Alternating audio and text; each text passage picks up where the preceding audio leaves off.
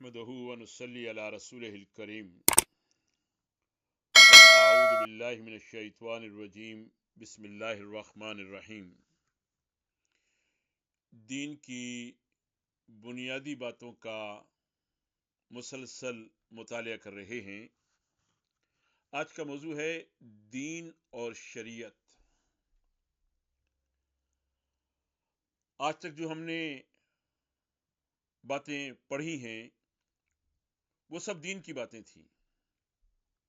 اب ہم حضرت محمد صلی اللہ علیہ وسلم کی شریعت کے متعلق کچھ باتیں سنیں گے، مگر سب سے پہلے یہ سمجھ لینا چاہیے کہ شریعت کسے کہتے ہیں اور شریعت اور دین میں فرق کیا ہے۔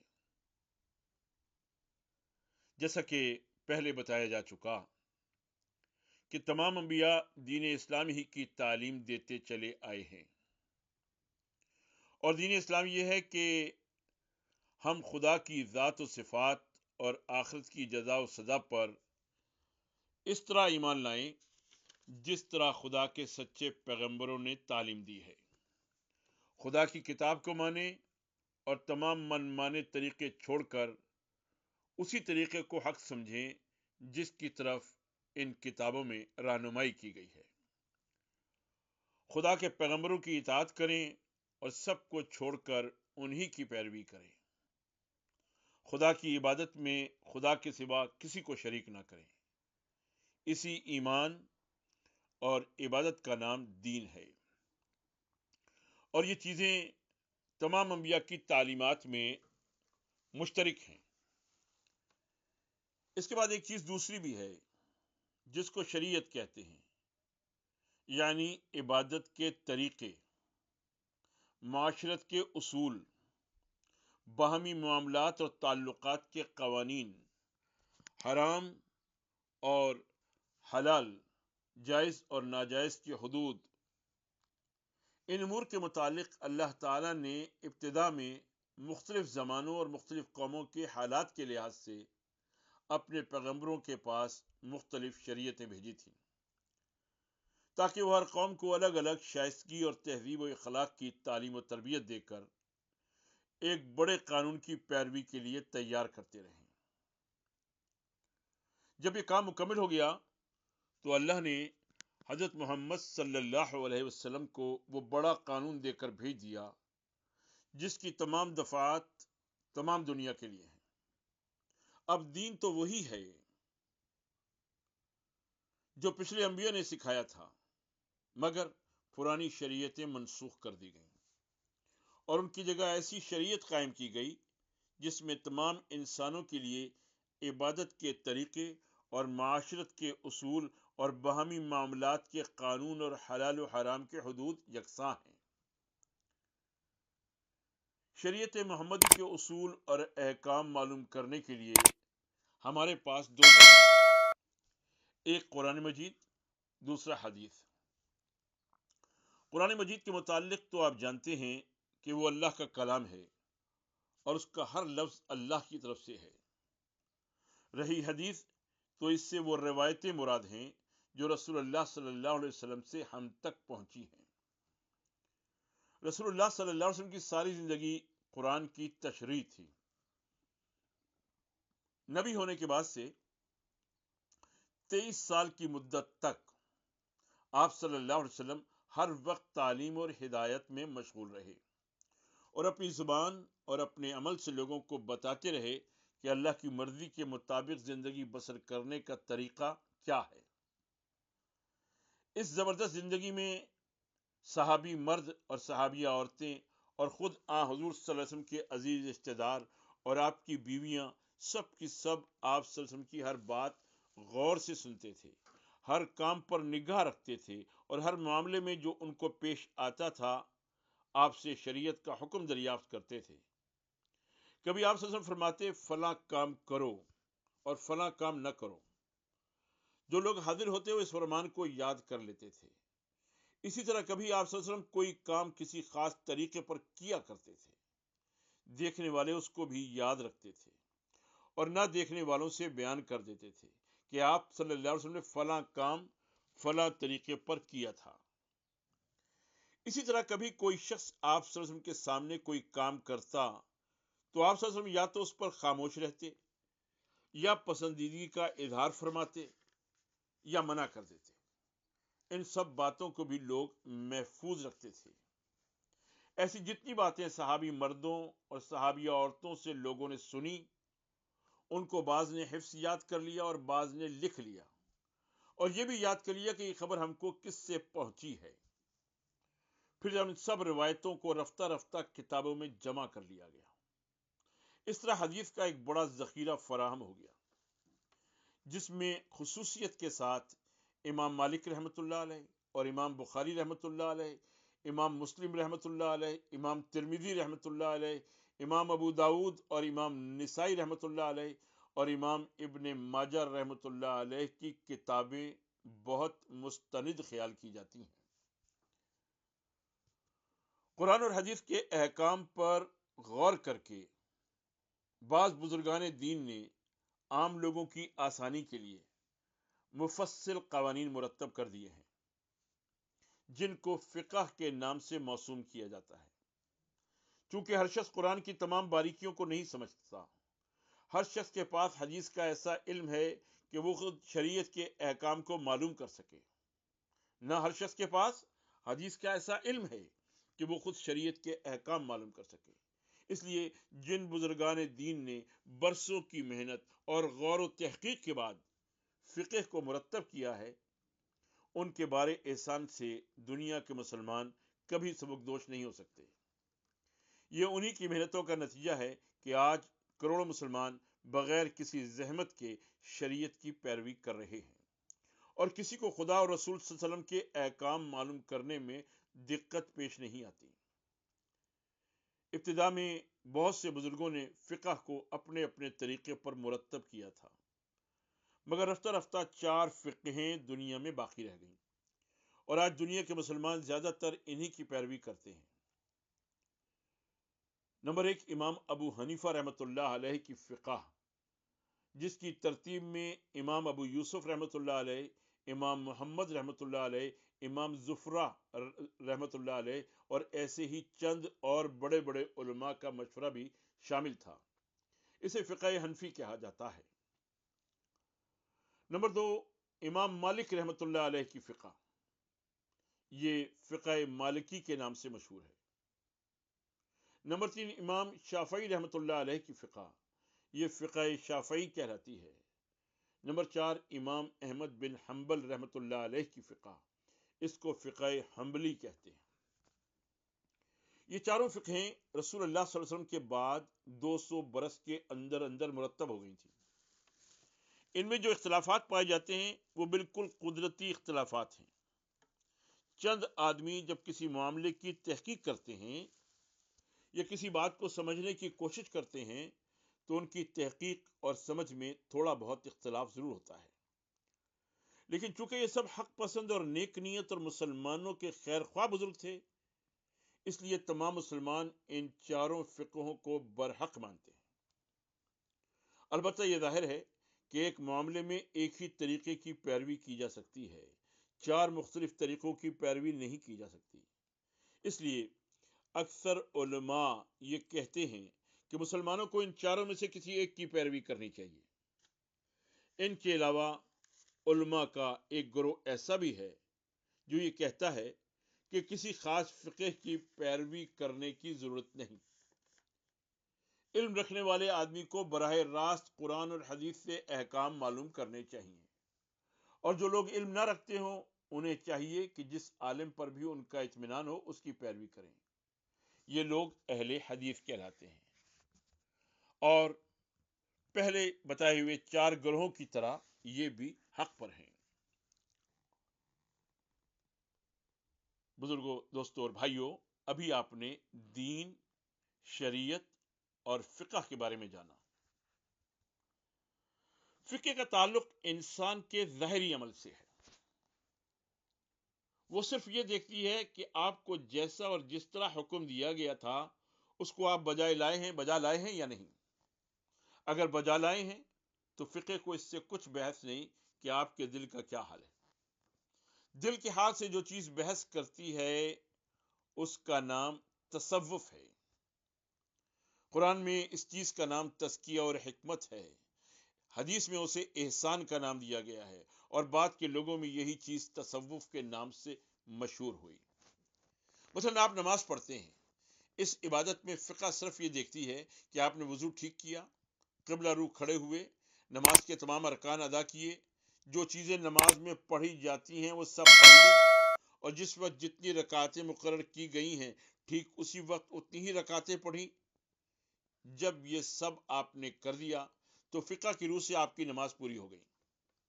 لیکن تصوف یہ دیکھتا ہے کہ اس عبادت میں آپ کے دل کا کیا حال رہا، آپ خدا کی طرف متوجہ ہوئے یا نہیں، آپ کا دل دنیا کے خیالات سے پاک ہوا یا نہیں، آپ کے اندر نماز سے خدا کا خوف اور اس کے حاضر و ناظر ہونے کا یقین اور صرف اس کی خوشنودی چاہنے کا جذبہ بھی پیدا ہوا یا نہیں، اس نماز نے آپ کی روح کو کس قدر پاک کیا، آپ کے اخلاق کہاں تک درست کیے، آپ کو کس حد تک سچا اور پکا عملی مسلمان بنا دیا۔ یہ تمام باتیں جو نماز کے اصل مقصد سے تعلق رکھتی ہیں، جس قدر کمال کے ساتھ حاصل ہوں گی، تصوف کی نظر میں آپ کی نماز اتنی ہی زیادہ کامل ہوگی، اور ان میں جتنا نقص رہے گا اسی لحاظ سے وہ آپ کی نماز کو ناقص قرار دے گا۔ اسی طرح شریعت کے جتنے احکام ہیں ان سب میں فقہ صرف یہ دیکھتی ہے کہ آپ کو جو حکم جس صورت میں دیا گیا تھا اسی صورت میں آپ اسے بجا لائے ہیں یا نہیں، اور تصوف یہ دیکھتا ہے کہ اس حکم پر عمل کرنے میں آپ کے اندر خلوص اور نیک نیتی اور سچی اطاعت کس قدر تھی۔ اس فرق کو آپ مثال سے اچھی طرح سمجھ سکتے ہیں۔ جب کوئی شخص آپ سے ملتا ہے تو آپ اس پر دو حیثیتوں سے نظر ڈالتے ہیں۔ ایک حیثیت تو یہ ہوتی ہے کہ وہ صحیح و تندرست ہے یا نہیں، اندھا لنگڑا لولا تو نہیں ہے، خوبصورت ہے یا بدصورت، اچھے کپڑے پہنے ہوئے ہے یا میلا کچیلا ہے۔ دوسری حیثیت یہ ہوتی ہے کہ اس کی اخلاق کیسے ہیں، اس کی عادات و خصائل کا کیا حال ہے، اس کی عقل سمجھ بوجھ کیسی ہے، وہ عالم ہے یا جاہل، نیک ہے یا بد۔ ان میں سے پہلی نظر گویا فقہ کی ہے اور دوسری نظر گویا تصوف کی ہے۔ دوستی کے لیے جب آپ کسی شخص کو پسند کرنا چاہیں گے تو اس کی شخصیت کے دونوں پہلوؤں کو دیکھیں گے۔ آپ کی خواہش یہ ہوگی کہ اس کا ظاہر بھی اچھا ہو اور باطن بھی اچھا۔ اسی طرح اسلام میں بھی پسندیدہ زندگی وہی ہے جس میں شریعت کے احکام کی پابندی ظاہر کے اعتبار سے بھی صحیح ہو اور باطن کے اعتبار سے بھی۔ جس شخص کی ظاہری اطاعت درست ہے مگر باطن میں اطاعت کی روح نہیں ہے، اس کے عمل کی مثال ایسی ہے جیسے کوئی آدمی خوبصورت ہو مگر مردہ ہو، اور جس شخص کے عمل میں تمام باطنی خوبیاں موجود ہوں مگر ظاہری اطاعت درست نہ ہو، اس کی مثال ایسے ہے جیسے کوئی شخص بہت شریف اور نیک ہو مگر بدصورت اور اپاہج ہو۔ اس مثال سے آپ کو فقہ اور تصوف کا باہمی تعلق بھی معلوم ہو گیا۔ مگر افسوس ہے کہ بعد کے زمانوں میں علم اور اخلاق کے زوال سے جہاں اور بہت سی خرابیاں پیدا ہوئیں، تصوف کے پاک چشمے کو بھی گندا کر دیا گیا۔ لوگوں نے طرح طرح کے غیر اسلامی فلسفے گمراہ قوموں سے سیکھے اور ان کو تصوف کے نام سے اسلام میں داخل کر دیا۔ عجیب عجیب قسم کے عقیدوں اور طریقوں پر تصوف کا نام چسپاں کیا گیا جن کی کوئی اصل قرآن اور حدیث میں نہیں ہے۔ پھر اس قسم کے لوگوں نے رفتہ رفتہ اپنے آپ کو شریعت کی پابندی سے بھی آزاد کر لیا۔ وہ کہتے ہیں کہ تصوف کو شریعت سے کوئی واسطہ نہیں، یہ کوچہ ہی دوسرا ہے۔ صوفی کو قانون اور قاعدے کی پابندی سے کیا سروکار۔ اس قسم کی باتیں اکثر جاہل صوفیوں سے سننے میں آتی ہیں، مگر دراصل یہ بالکل غلط ہیں۔ اسلام میں کسی ایسے تصوف کی گنجائش نہیں ہے جو شریعت کے احکام سے بے تعلق ہو۔ کسی صوفی کو یہ حق نہیں ہے کہ وہ نماز اور روزے اور حج اور زکوٰۃ کی پابندی سے آزاد ہو جائے۔ کوئی صوفی ان قوانین کے خلاف عمل کرنے کا حق نہیں رکھتا جو معاشرت اور معیشت اور اخلاق اور معاملات اور حقوق و فرائض اور حدود حلال و حرام کے متعلق خدا اور رسول صلی اللہ علیہ وسلم نے بتائے ہیں۔ کوئی ایسا شخص جو رسول اللہ صلی اللہ علیہ وسلم کی صحیح پیروی نہ کرتا ہو اور آپ صلی اللہ علیہ وسلم کے مقرر کیے ہوئے طریقے کا پابند نہ ہو، مسلمان صوفی کہلانے جانے کا مستحق ہی نہیں ہے۔ تصوف تو در حقیقت خدا اور رسول صلی اللہ علیہ وسلم کی سچی محبت بلکہ عشق کا نام ہے، اور عشق کا تقاضا یہ ہے کہ خدا کے احکام اور اس کے رسول صلی اللہ علیہ وسلم کی پیروی سے بال برابر بھی انحراف نہ کیا جائے۔ پس اسلامی تصوف شریعت سے الگ کوئی چیز نہیں ہے، بلکہ شریعت کے احکام کو انتہائی خلوص اور نیک نیتی کے ساتھ بجا لانے اور اطاعت میں خدا کی محبت اور اس کے خوف کی روح بھر دینے ہی کا نام تصوف ہے۔ اسلامی شریعت انسان کی زندگی کو کس طرح ایک بہترین ضابطے کا پابند بناتی ہے اور اس ضابطے میں کیسی کیسی حکمتیں رکھی گئی ہیں، اسی پر آج ہم غور کریں گے۔ اگر ہم اپنی حالت پر غور کریں تو ہم کو معلوم ہوگا کہ دنیا میں ہم بہت سی قوتیں لے کر آئے ہیں، اور ہر قوت کا تقاضا یہ ہے کہ اس سے کام لیا جائے۔ آپ میں عقل ہے، ارادہ ہے، خواہش ہے، بینائی ہے، سماعت ہے، ذائقہ ہے، ہاتھ پاؤں کی طاقت ہے، نفرت اور غضب ہے، شوق اور محبت ہے، خوف اور لالچ ہے۔ ان میں سے کوئی چیز بھی بیکار نہیں۔ ہر چیز آپ کو اس لیے دی گئی ہے کہ آپ کو اس کی ضرورت ہے۔ دنیا میں آپ کی زندگی اور زندگی کی کامیابی اسی پر موقوف ہے کہ آپ کی طبیعت اور فطرت جو کچھ مانگتی ہے اس کو پورا کر دو، اور یہ اسی وقت ہو سکتا ہے جبکہ آپ ان تمام قوتوں سے کام لیں جو خدا نے آپ کو دی ہیں۔ پھر آپ دیکھتے ہیں کہ جتنی قوتیں آپ کے اندر رکھی گئی ہیں، ان سب سے کام لینے کے ذرائع بھی آپ کو دیے گئے ہیں۔ سب سے پہلے تو خود آپ کا اپنا جسم ہے، جس میں تمام ضروری آلات موجود ہیں۔ اس کے بعد آپ کے گرد و پیش کی دنیا ہے، جس میں ہر طرح کے بے شمار ذرائع پھیلے ہوئے ہیں۔ آپ کی مدد کے لیے خود آپ کی اپنی جنس کے انسان موجود ہیں۔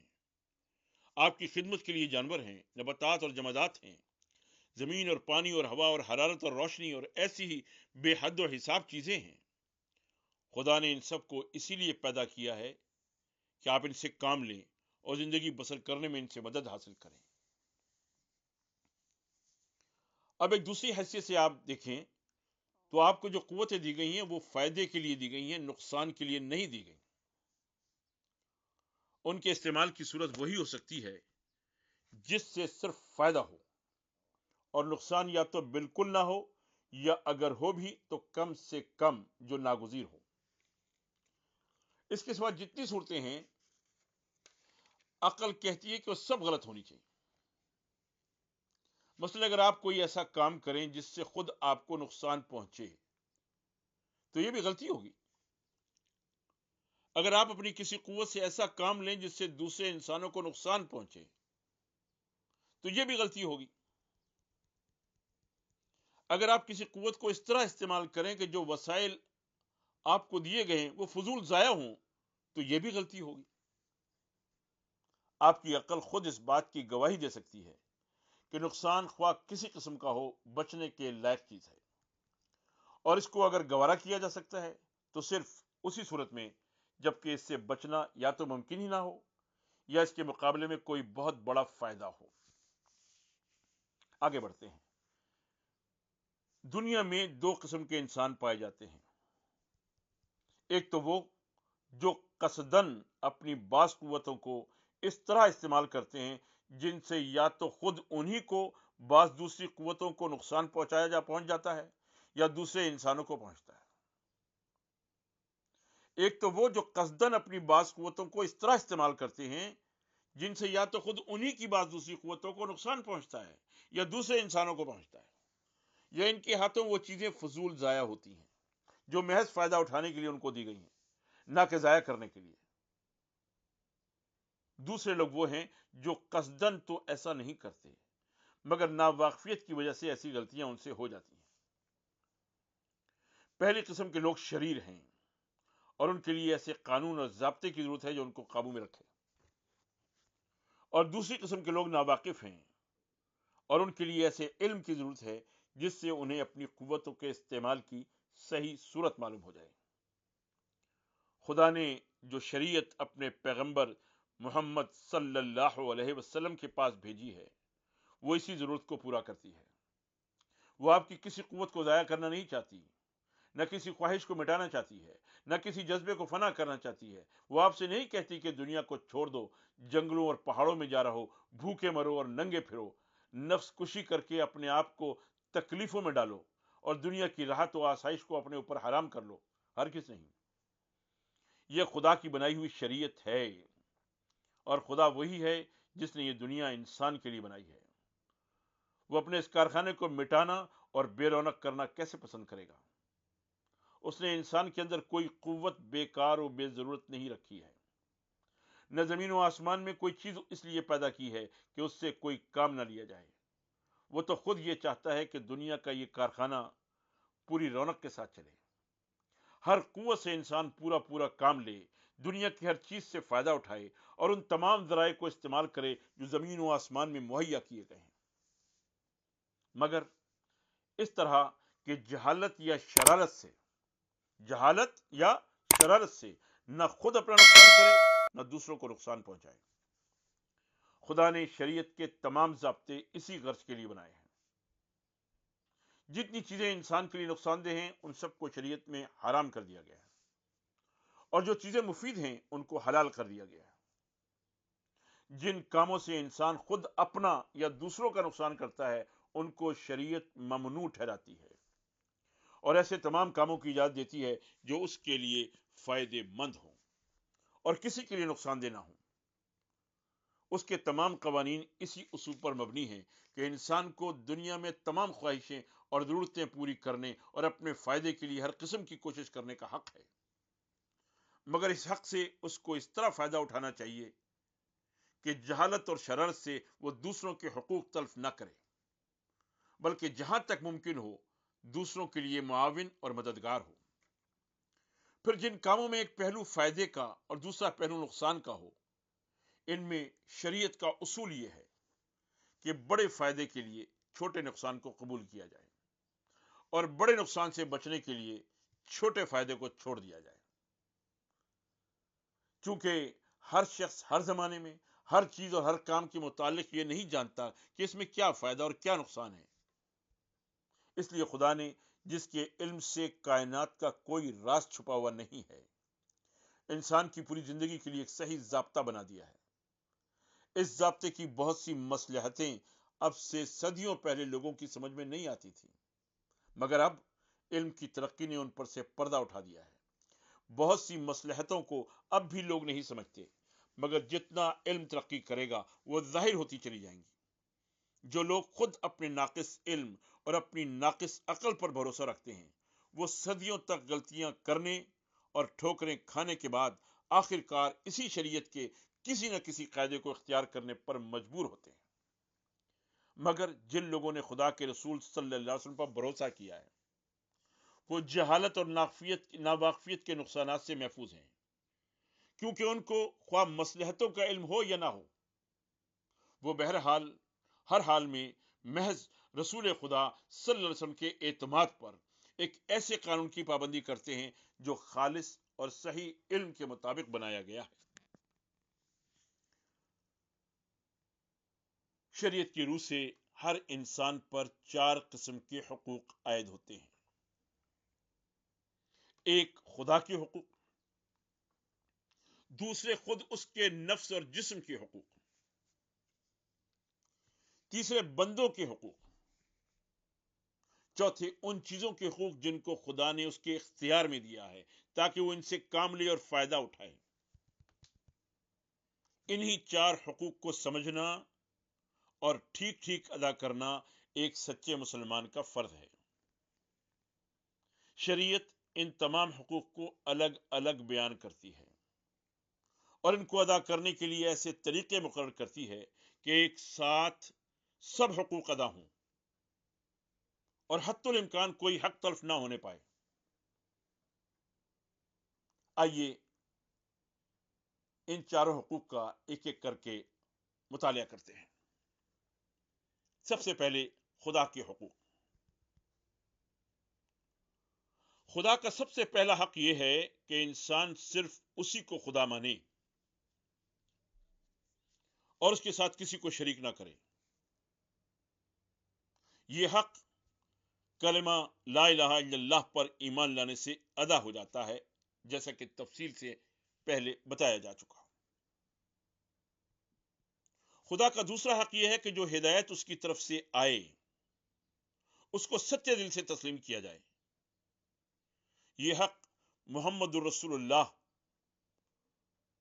کلمے کا دوسرا حصہ کہنے سے ادا ہوتا ہے، یعنی محمد رسول اللہ صلی اللہ علیہ وسلم پر ایمان لانے سے ادا ہوتا ہے، اور اس کی تفصیل بھی آپ نے پہلے سن لی۔ خدا کا تیسرا حق یہ ہے کہ اس کی فرمانبرداری کی جائے۔ یہ حق اس قانون کی پیروی سے ادا ہوتا ہے جو خدا کی کتاب اور رسول صلی اللہ علیہ وسلم کی سنت میں بیان ہوا ہے۔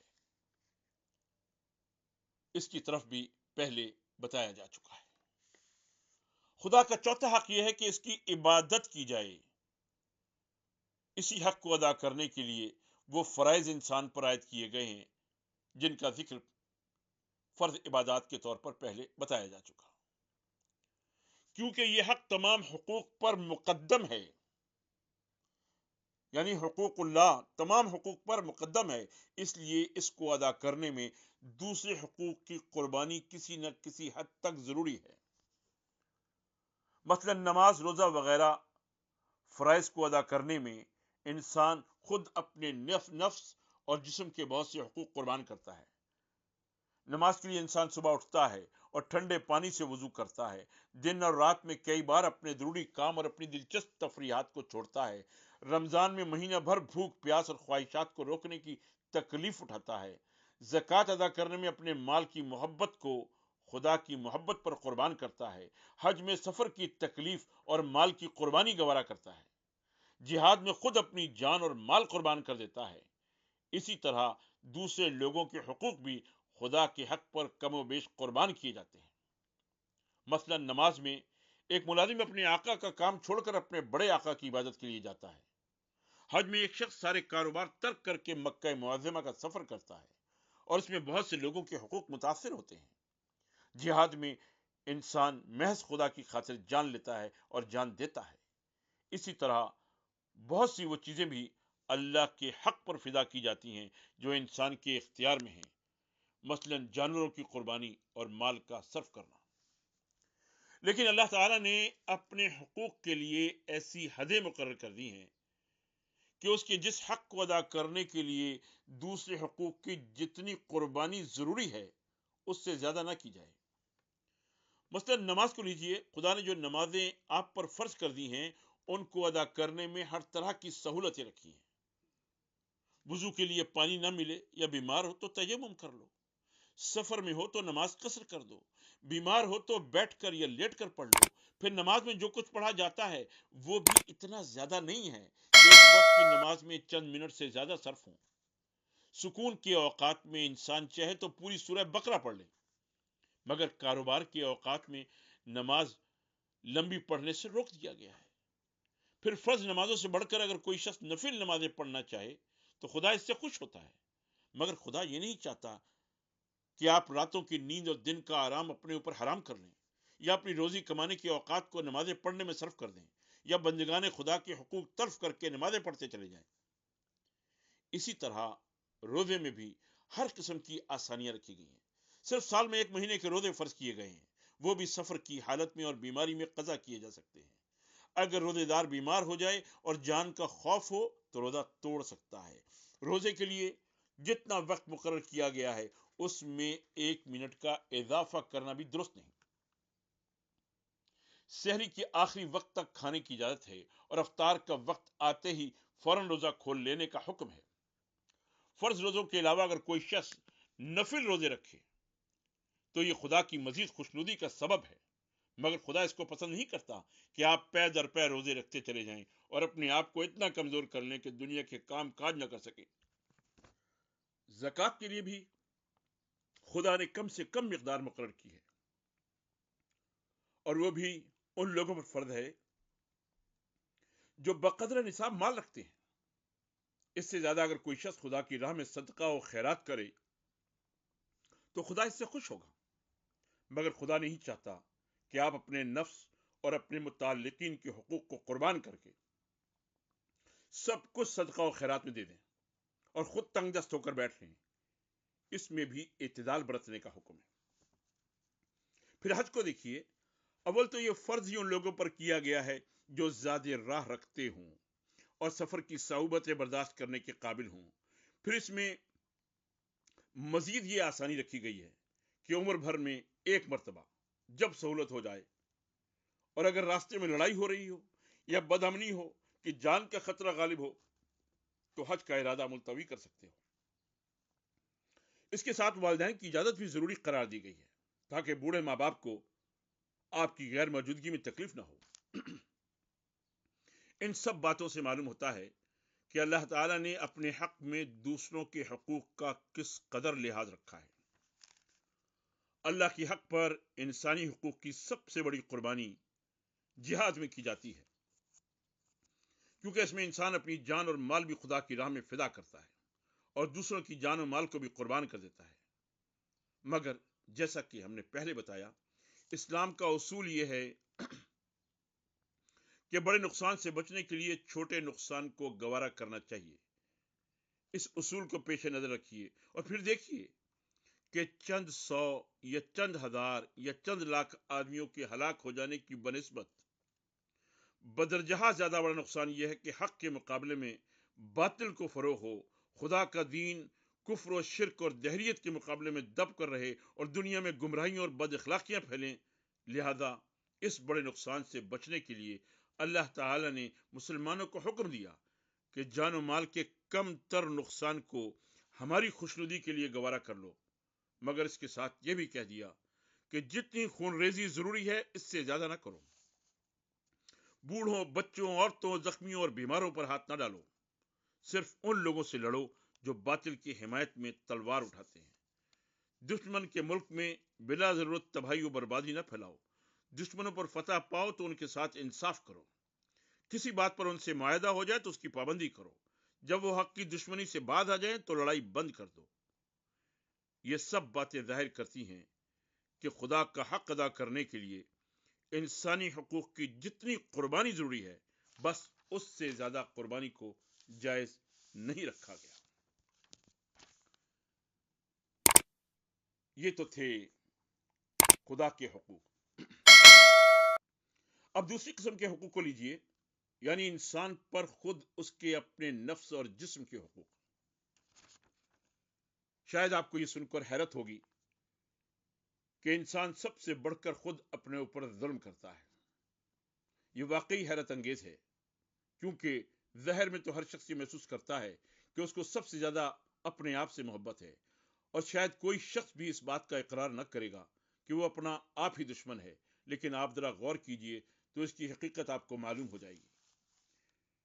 انسان میں ایک بڑی کمزوری یہ ہے کہ اس پر جب کوئی خواہش غالب ہو جاتی ہے تو وہ اس کا غلام بن جاتا ہے اور اس کی خاطر جان بوجھ کر یا بے جانے بوجھے اپنے بہت کچھ نقصان کر لیتا ہے۔ آپ دیکھتے ہیں کہ ایک شخص کو نشے کی چاٹ لگ گئی ہے تو اس کے پیچھے دیوانہ ہو رہا ہے اور صحت کا نقصان، روپے کا نقصان، عزت کا نقصان، غرض ہر چیز کا نقصان گوارا کر لیتا ہے۔ ایک دوسرا شخص کھانے کی لذت کا ایسا دل دادا ہے کہ ہر قسم کی الا بلا کھا جاتا ہے اور اپنی جان کو ہلاک کیے ڈالتا ہے۔ ایک تیسرا شخص شہوانی خواہشات کا بندہ بن گیا ہے اور ایسی حرکتیں کر رہا ہے جن کا لازمی نتیجہ اس کی تباہی ہے۔ ایک چوتھے شخص کو روحانی ترقی کی دھند مائی ہے تو اپنی جان کے پیچھے ہاتھ دھو کر پڑ گیا ہے، اپنے نفس کی تمام خواہشات کو دبا رہا ہے، اپنے جسم کی ضروریات کو پورا کرنے سے انکار کر رہا ہے، شادی سے بچتا ہے، کھانے پینے سے پرہیز کرتا ہے، کپڑے پہننے سے انکار کرتا ہے، حتیٰ کہ سانس لینے پر بھی راضی نہیں، جنگلوں اور پہاڑوں میں جا بیٹھتا ہے اور یہ سمجھتا ہے کہ دنیا اس کے لیے بنائی ہی نہیں گئی ہے۔ یہ تو چند مثالیں دی گئی ہیں جو کہ انسان کی انتہا پسندی کے چند نمونے کے طور پر پیش کی گئی ہیں، ورنہ اس کی بے شمار صورتیں ہیں جن کو ہم رات دن اپنے گرد و پیش دیکھ رہے ہیں۔ اسلامی شریعت چونکہ انسان کی فلاح و بہبود چاہتی ہے، اس لیے اس کو خبردار کرتی ہے کہ لنفسک علیک حق، تیرے اوپر خود تیرے اپنے بھی حقوق ہیں۔ وہ ان تمام چیزوں سے اس کو روکتی ہے جو اس کو نقصان پہنچانے والی ہیں، مثلا سگریٹ، شراب، تاڑی، افیون اور دوسری نشاور چیزیں، سور کا گوشت، درندے اور زہریلے جانور، ناپاک حیوانات، خون اور مردار جانور، کیونکہ انسان کی صحت اور اخلاق اور عقلی اور روحانی قوتوں پر ان چیزوں کا بہت برا اثر ہوتا ہے۔ ان کے مقابلے میں وہ پاک اور مفید چیزوں کو اس کے لیے حلال کرتی ہے اور اسے کہتی ہے کہ تو اپنے جسم کو پاک غذاؤں سے محروم نہ کر، کیونکہ تیرے جسم کا تیرے اوپر حق ہے۔ وہ اس کا ننگا رہنے سے روکتی ہے اور اسے حکم دیتی ہے کہ خدا نے تیرے جسم کے لیے جو زینت و لباس اتارا ہے اس سے فائدہ اٹھا اور اپنے جسم کے ان حصوں کو ڈھک کر رکھ جنہیں کھولنا بے شرمی ہے۔ وہ اس کو روزی کمانے کا حکم دیتی ہے اور اسے کہتی ہے کہ بیکار نہ بیٹھ، بھیک نہ مانگ، بھوکا نہ مر، خدا نے جو قوتیں تجھے دی ہیں ان سے کام لے، اور جس قدر ذرائع زمین و آسمان میں تیری پرورش اور آسائش کے لیے پیدا کیے گئے ہیں ان کو جائز طریقوں سے حاصل کر۔ وہ اس کو نفسانی خواہشات کے دبانے سے روکتی ہے اور اسے حکم دیتی ہے کہ اپنی خواہشات کو پورا کرنے کے لیے نکاح کر۔ وہ اس کو نفس کشی سے منع کرتی ہے اور اسے کہتی ہے کہ تو آرام و آسائش اور زندگی کے لطف کو اپنے اوپر حرام نہ کر لے۔